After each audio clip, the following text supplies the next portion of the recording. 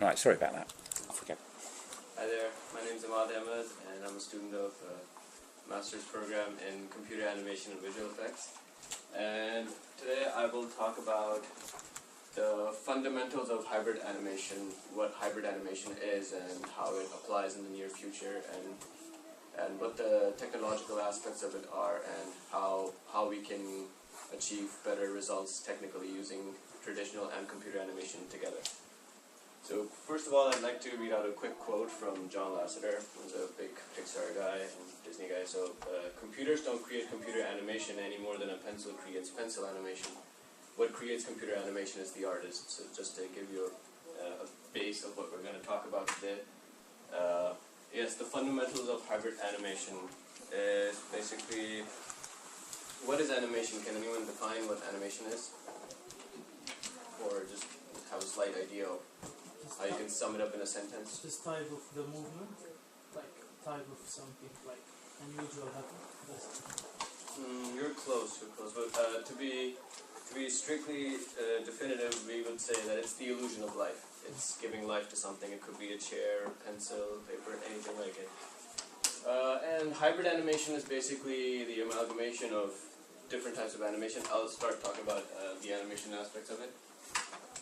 So this is a really funny drawing. It's like animation's been there ever since mankind landed upon this earth or whatever.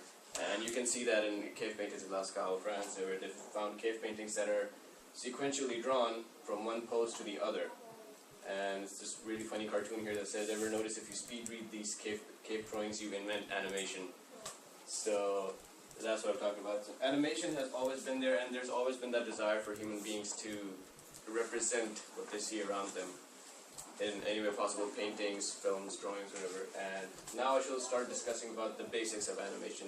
So in traditional animation, how we go about making traditional animation is that it's drawings that occur one by one. And we draw one pose and the other pose and the next pose, and if we move them, it feels like the animation is working and everything. So, what are keyframes? Keyframes are basically the key positions that you draw before you finally complete your animation. For example, if I'm walking, so my key positions will be this, then I'm okay, then I do the other side. So I've drawn those key positions. Now, in order to smooth those movements out, I will start drawing in-betweens. In-betweens are basically frames that go in between, well, it's pretty self-explanatory, in between the keyframes. So usually a main animator would usually make keyframes, and then people of the lower hierarchy of that production pipeline will then do the in-betweens. So basically you start from in-betweens and then you go up to being a big shot animator guy who does keyframes and just goes like, okay, fill this in. So, yeah. In traditional animation, that's what it is. Now, how is it different in computer animation? In computer animation, if you notice that everything is in 3 dimensions. That means even when you don't see the other side of the shark, it still exists in the computer's memory.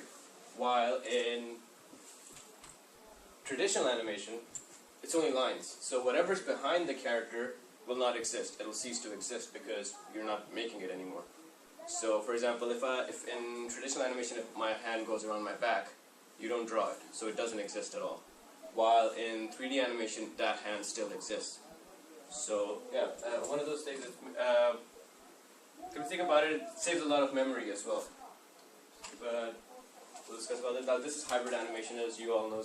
Probably most of you have seen the movie The Iron Giant, where the giant was completely rendered in CG, and the kid was traditionally animated, and they were put together really brilliantly, I believe.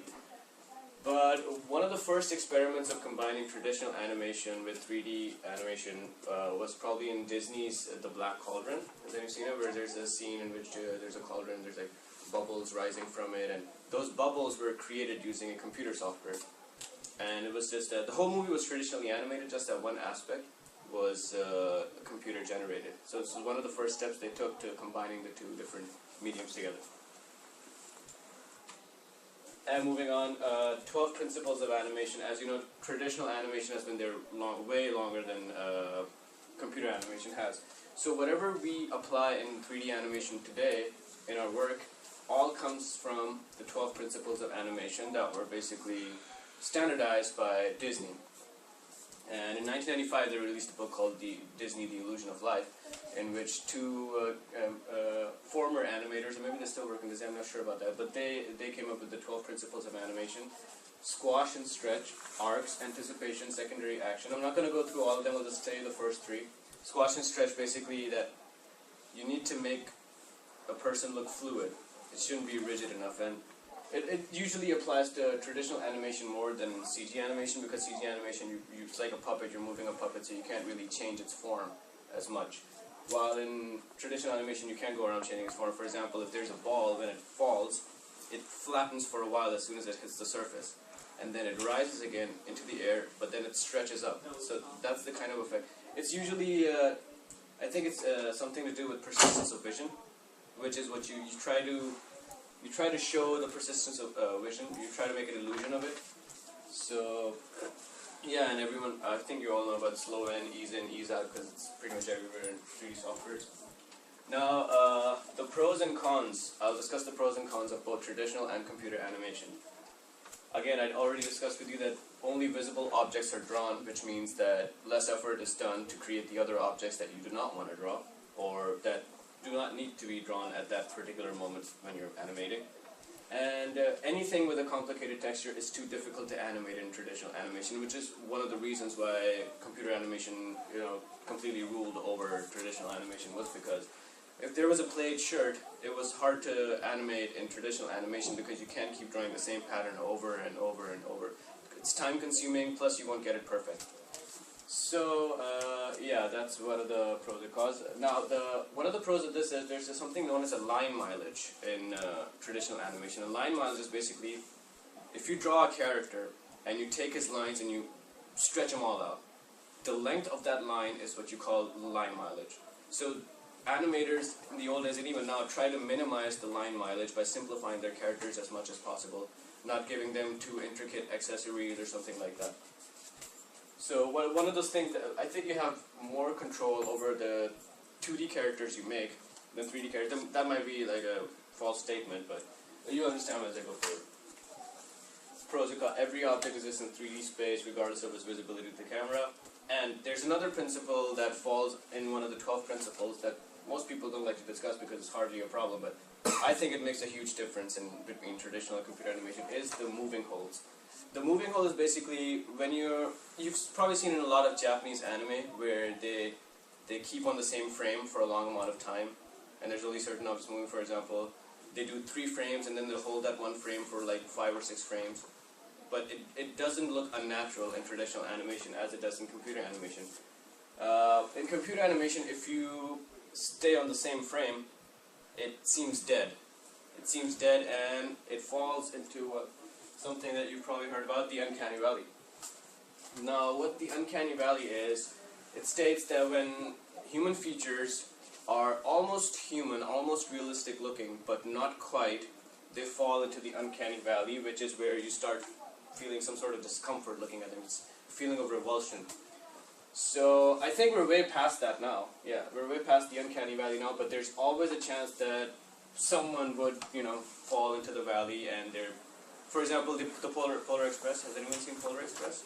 No. Yeah, you can see dead eyes. Even though personally I find that movie's pretty okay, but it's one of the examples they use for defining the Uncanny Valley. It was by some Japanese robotics expert who was trying to understand the interaction between human and robots. He's the one who came up with this term, Uncanny Valley, even though it's been there for a long time before him. It was just known as the Uncanny. So he added the Uncanny Valley because when he made the graph, I believe, it's when he found this long fall that forms a valley.